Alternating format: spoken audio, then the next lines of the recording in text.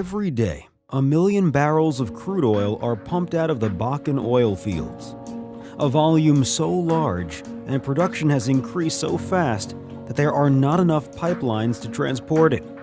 Over 415,000 tank carloads travel on rail lines an average distance of 1,000 miles every day.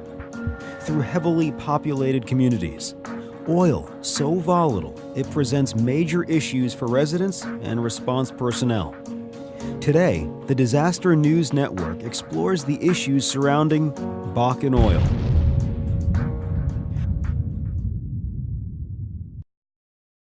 An oil boom is currently underway in Montana and North Dakota. Parts of those states rest on top of the Bakken oil formation, one of the most prolific in the world. Once extracted, this oil is shipped in rail cars over long distances to coastal refineries. In 2008, only 9,500 rail car loads were transported.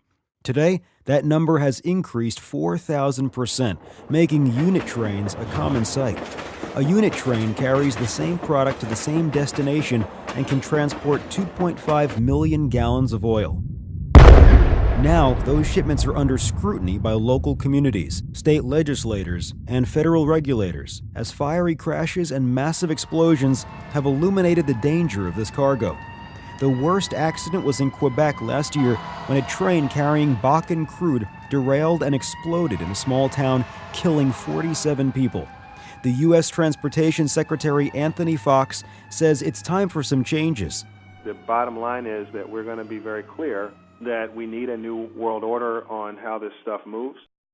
That new world order has been outlined in proposed rulemaking released in late July 2014 that includes giving oil shippers 2 years to either retrofit the older rail cars or stop using them altogether.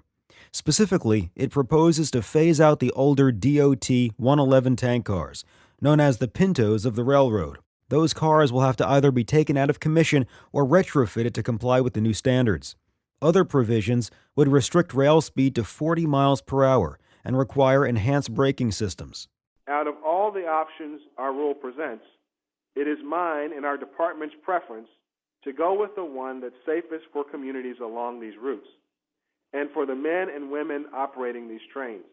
The Pipeline and Hazardous Materials Safety Administration concurrently released a report summarizing their analysis of Bakken crude oil. The data show that oil from the Bakken region is more volatile and flammable than other crude oils. This finding has led some to suggest that standards should be released to require stabilization and processing before shipment. The American Petroleum Institute, a Washington-based lobbying group for the oil industry, however, disputes this. They disagree that it is more volatile, calling that speculation. The API spokesperson stated, "We have not seen any data to suggest processing crude in the field reduces risk." The proposed rule also suggests codifying the Department of Transportation's May 2014 emergency order. That order requires railroads transporting more than 1 million gallons of Bakken crude oil to notify state emergency response commissions or other appropriate state delegated entities about the operation of these trains through their states.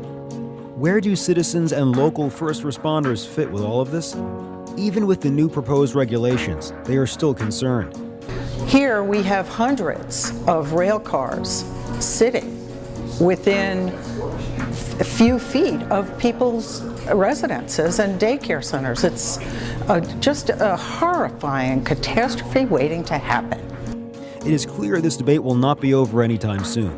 The Disaster News Network will continue to follow this issue and will report any developments as they occur.